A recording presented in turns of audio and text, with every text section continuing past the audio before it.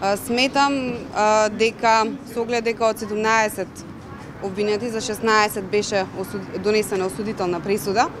Сметам дека во тој поглед како обвинител правдата е задоволена.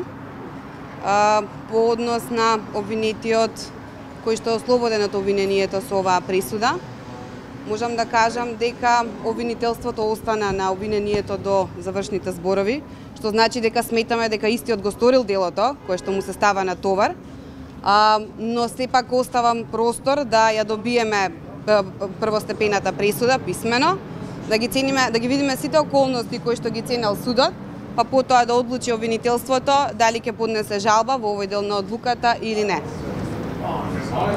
На истрагата која водите за организаторите, која што е имали нешто ново докаде?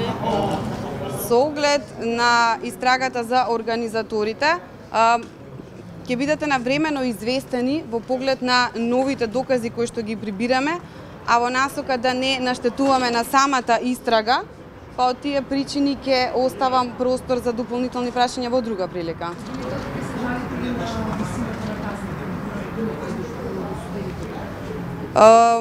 Значи вака видите, како што и бевте самите сведоци, ги слушнавте казните кои што беа изречени денеска. За некои од обвинетите беа изречени казни под предвидениот законски минимум, додека за останатите од предвидениот па и нагоре.